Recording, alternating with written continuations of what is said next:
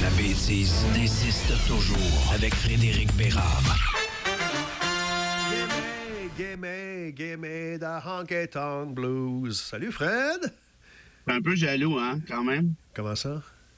Ben, parce que moi, je l'entends pas, la tonne. J'ai juste la version chantée par Trudel. Ben, débarque de ton char, viens nous rejoindre, Calvar. Ça, il est là, puis il fait de la radio dans son char. On prend, là, mais 2 heures de char pour une tonne, c'est long. Ah, mais tu sais, quand t'aimes la toune... Oui, ben, je comprends, là, mais j'ai aussi, comment on appelle ça, le Google Music ou je sais pas quoi, là. En tout cas, bref. Fais pas promotion de ça ici, toi. Non, il y a ça, il y a ça. Mais toujours est-il que je voulais quand même te dire qu'on soulignait l'anniversaire de Mick Taylor ce matin. 75, l'autre Mick. Mais là, t'aurais dû jouer Ventilator Blues. Ouais, c'est ça. Ben oui, puis perdre tout le monde. Puis là, tout le monde aurait quitté la radio. Ben, tu sais que j'essaie d'être grand public le plus possible, là, même en me quittant oui, Quebec. Ben, bref, Ventilator Blues, c'est corrige-moi, mais en tout cas, c'était clairement de Mick Taylor, puis évidemment, les gars ont rajouté leur nom dessus, là, comme ils faisaient toujours. Ouais.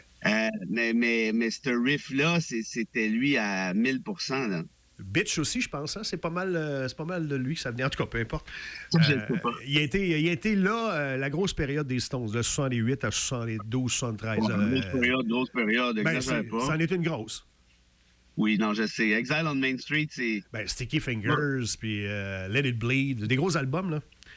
Si jamais ça file pas dans la vie, mon oncle Fredouille, il a un bon conseil pour vous autres. Vas-y. Débouchez-vous une bonne bouteille d'Armagnac, un petit verre, puis vous mettez Exile on Main Street. 10 minutes après, vous accotez le plafond, puis vous êtes prêt à conquérir la planète entière. T'es rien qu'un bum. Ça n'a pas de bon sens. Mais j'ai dit un petit verre. Oui, mais quand même. Exile, c'est l'album le plus sale de l'histoire, avec un verre d'Armagnac. T'es un bum. OK. Exile a été tourné, pour ceux qui ne savent pas, dans le fin fond d'un château français. Ouais. Ben, château est un grand terme. Dans le sous-sol. Dans un sous-sol humide. Et le Ventilator Blues, dont je vous parlais, de Mick Taylor, c'est justement ça le gag. C'est qu'il y avait un ventilateur dans le sous-sol pour chasser l'humidité. Ouais. Puis la toute est partie de là. Mais effectivement, c'est le son le plus sale des Stones. Mais Tumbling Dice, ouais. qui est pas sale du tout. Il est commercial, mais, ouais. Ça, en spectacle, c'est que moi, des fois qu'ils jouent ça en spectacle, je colle au plafond du Centre Bell puis je décolle plus de là. Excellent. Il ne restera plus bien d'occasion pour coller au plafond du Centre Bell. Fait qu'on va en profiter la prochaine fois, mais ce ne sera pas le Centre Bell. Ça fait quand même 40 ans que tout le monde les enterre à chaque semaine. Alors, si ça te fait rien... Oui, d'accord. Mais non, mais tu sais que j'ai le plus grand respect pour cette bande-là. Là. Arrête. Et tu sais pas si je t'ai dit, mais je vais les voir à Chicago le 28 juin. Oui. Hey, en passant, on va faire tirer des passes encore ce matin pour ton spectacle du 8 février, ta conférence. Oui, monsieur. André est toujours avec nous? Oui. Quand on parle des Stones, j'ai l'impression qu'on le perd. Non, mais je me dis, à un moment donné, ils vont changer de sujet, fait que j'embarquerai à ce moment-là. Tu veux-tu nous faire changer de sujet? Bien, j'aimerais ça savoir ce que Fred pense de cette aide là, qui avait été apportée le temps de la pandémie, la COVID-19, parce que là, les gens qui doivent rembourser, là, les commerçants qui avaient eu... c'est 40 000 là, qu'on doit rembourser au gouvernement fédéral. C'est demain l'échéance? Oui, bien c'est ça, on a repoussé, mais là, il semblerait que Justin Trudeau dit non, on ne repousse plus. Là. Sauf qu'il y a des ententes de paiement, ce que j'ai entendu. Oui, des ententes de paiement, mais il faut que tu prouves que tu es en démarche, puis tout ça. Là. Tu peux pas juste dire ouais, mais ça va venir dans quelques mois. Qu'est-ce que tu penses est-ce que c'est une bonne affaire qu'à un moment donné, on met le poing sur la table puis on dit là, non, on vous a aidé, maintenant c'est 40 000 puis il faut rembourser? Oui. Ben, moi, tu sais, je suis un social-démocrate. Oui, on avait remarqué. Non. Moi qui me pensais un brin subtil. Je suis un Keynésien, John Maynard Keynes, un grand économiste anglais qui disait que, quand vient le temps de donner un coup de main, l'État doit être là dans l'économie. Quand l'économie va bien, il faut que l'État se retire. Bon. Le problème, souvent, avec les Keynésiens, c'est que sont là quand ça va mal, puis ils sont encore là quand ça va bien. Mais donc, l'économie va pas bien aussi, là. Actuellement? Ben là, c'est sûr que là, c'est plus difficile. Il y a des trucs de récession qui s'en viennent. Mais tu sais, quand tu as une inflation dans le tapis, habituellement, c'est signe d'une économie qui surchauffe, qui roule très bien. Bon, là, ça ralentit un peu, ça, c'est évident. Tu sais, le Pierre Trudeau, le père de... Ça, c'en était un Keynésien à côté. Puis lui, il se servait de l'État pour les programmes sociaux. Puis là, il y avait un problème avec le fédéralisme, le partage des compétences. Il y en a qui disaient qu'il était, puis c'est pas faux, qu'il était dans les champs de compétences, notamment québécoises, et ainsi de suite. Mais il se retirait assez rarement, même quand l'économie allait bien. Donc là, ce que Justin nous dit, c'est que là, ça va faire, vous devez rembourser. À la base, moi, je pense que ces contributions-là, ce coup de main-là gouvernemental, il était bienvenu, incluant pour les trucs, les aides individuelles comme les PCU, parce que s'il n'y avait pas eu ça, l'économie canadienne aurait sacré le camp dans le drain. Et déjà que les gens paniquaient assez solide, merci, avec la pandémie, avec le vaccin, avec le fait d'être confinés. Imagine, puis il y en a plusieurs, au début, c'était ça l'enjeu qu'on avait. Tu te rappelles quand on faisait de la radio dans ce temps-là? Est-ce qu'on va perdre nos jobs? Ceux qui avaient des business, notamment des PME, puis même des plus grandes entreprises, qu'est-ce que je fais avec mes employés? Est-ce que je les congédie? Est-ce que, pas les congédie, mais est-ce que je les mets à pied ou pas? Le stress financier de tout ça, c'était pas drôle, là. Si tu n'avais pas eu cette aide-là, pour moi, l'État, ça sert à ça. Pas à faire des cadeaux à tout le monde, mais à donner un coup de main, à jouer un rôle que le libre marché ne peut pas jouer. Là, maintenant, ceci dit, commence à faire un petit bout, c'est terminé. On parle de 40 000 $. Pour une business, 40 000 et peut-être si tu as, puis je le dis alors, évidemment en tout respect, là, un petit dépanneur sur le coin de la rue, 40 000, évidemment, c'est de l'argent. Mais pour la plupart des entreprises, 40 000, c'est pas la fin du monde non plus. Tu as des marges de crédit.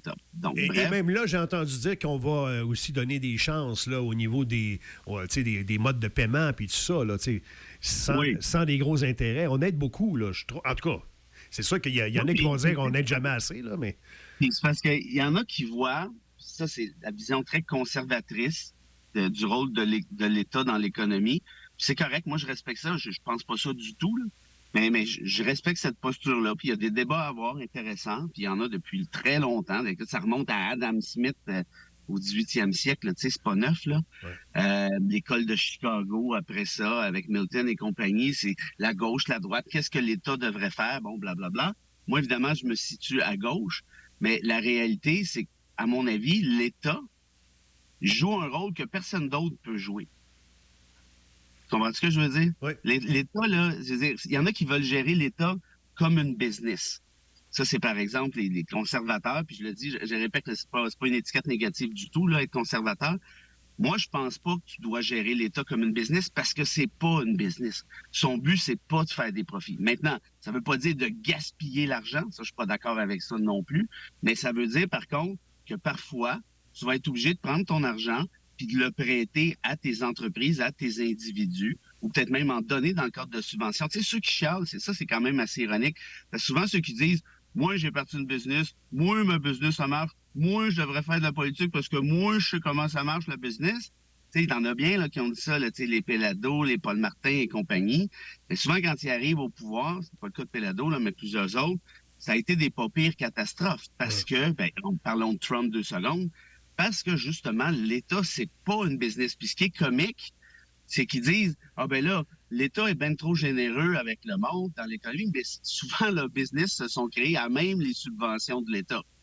Et ça n'a pas toujours bien été. Quand tu penses à Trump, ça n'a pas toujours bien été. Non, mais il a hérité de 400 millions puis il a fait 7 faillites. Quand même, il faut le faire. Là. Faut le faire. Mais une fois qu'on a dit ça, tu veux pas que l'État se mêle d'économie, donc tu veux pas qu'il y ait de subventions. Toi, est-ce que ton entreprise aurait réussi s'il n'y avait jamais eu de subventions ou de prêts gouvernementaux? Il n'y en a pas tant que ça. Des business là, qui peuvent naître, croître et exploser dans le bon sens du terme sans aucune aide gouvernementale? Jamais. Et ce 40 000 là, qu'il faut qu'on rembourse, c'est l'argent de tout le monde aussi. C'est ton argent, c'est l'argent de Serge, c'est mon argent. Les taxes que l'on paye, les impôts, ça sert à ça aussi, là. Non, je comprends bien, André. Puis là, comme je te dis, à un moment donné, il faut que ça se rembourse. C'était pas des cadeaux. Puis en même temps, 40 000 $, les entreprises ont des marges de crédit. Mettez ça sur la marge de crédit, puis envoyez le chèque à Ottawa, puis on n'en parle plus. Mais là, au côté, André, si je complète ton argument, en fait, si j'ai un contre-argument de ton argument, ce serait de dire, oui, tu as raison, c'est notre argent comme payeur de taxes, comme payeur d'impôts. Sauf que si ces entreprises-là font faillite, puis on se ramasse dans une récession, puis on perd X nombre de jobs, bien évidemment, collectivement, on est tous perdants aussi. Donc, tu vois, c'est ça qui est délicat. Mm-hmm. C'est que pour moi, l'État doit assurer une espèce d'équilibre c'est ça qui n'est pas évident. Tu sais, c'est quoi l'équilibre qui est juste? Ouais. Évidemment, ça varie dépendamment des époques. C'est pas simple, mais pour moi, l'État doit être là pour le monde, doit être là pour les citoyens, ce qui ne veut pas dire de gaspiller son argent, par exemple, donner 7 millions à un club de hockey pour payer le lunch à un joueur de centre qui fait 10 millions par année. Oh! OK. C'est dit. Et maintenir artificiellement des business qui ne vont pas bien, c'est pas nécessairement la chose à faire non plus. Attends, Serge, artificiellement. Si ta business, ça tient du fait du 40 000 du fédéral depuis 2 ans, c'est parce que c'est même pas artificiel le rendu là. Okay. Tu n'en as plus de business entre toi et moi. Là. 60 secondes et on revient. Le matin. La bêtise insiste toujours avec Frédéric Bérard. Les fouilles plus serrées au palais de justice de Longueuil et de Laval. Hier, via un communiqué, le gouvernement, avec tes bons amis, qui ont dit, les palais de justice sont sécuritaires, mais on va quand même fournir provisoirement cette aide-là. Mais on veut que ce soit en permanence. Hier, ils ont détecté des dizaines de couteaux, je pense, de la coutellerie au palais de justice de Longueuil. Je pense qu'ils ont l'espèce de truc là, pour... détecteur de métal. Ben oui, c'est ça. Attends, qu'est-ce que tu viens de dire là? 10 couteaux? Oui. Il y a des gens qui avaient de la coutellerie sur eux autres. Hier, ils en ont détecté une coupe. Oui. Oui. Puis à Laval, c'était juste des fouilles corporelles, les manteaux. Il y a un petit monsieur, lui, aux nouvelles, il disait « Moi, j'avais un canif dans les poches, puis ils me l'ont pas... Ils n'ont pas fouillé mes poches de pantalon. » Fait que... C'est intelligent, monsieur, ça. Surtout aller dire ça à la télévision, c'est vraiment une bonne idée. La prochaine fois, ils vont le checker. C'était un tout petit canif. Ils voulaient juste démontrer que leur affaire n'était pas sécuritaire plus qu'il faut. Ah, OK. Il y a vraiment du monde qui s'ennuie, pareil. Hein? Ouais. Mais la demande et le besoin est là. Tu continues de le dire, Fred, que ce soit uniforme pour peu importe les palais de justice. J'entendais même en Abitibi, là... on décriait le fait que c'était très dangereux au palais de justice de Val-d'Or, notamment. Là. Il y a eu des cas de violence là, assez sérieux. Là. Donc, on ne devrait pas s'en tenir aux 2 seuls endroits où il y a eu quelque chose récemment, là, juste pour fermer la trappe des gens. Là. On devrait essayer d'uniformiser ça. Pour moi, ça c'est clair. Quand ils disent que c'est pas dangereux, mais on va renforcer la sécurité, c'est quoi cet argument-là? Tu te contredis déjà. C'est toi, là, c'est dangereux ou ça ne l'est pas? Puis l'autre affaire que je dirais là-dessus, c'est que pour moi, il y a une trame de fond qu'on voit venir depuis quelques années maintenant.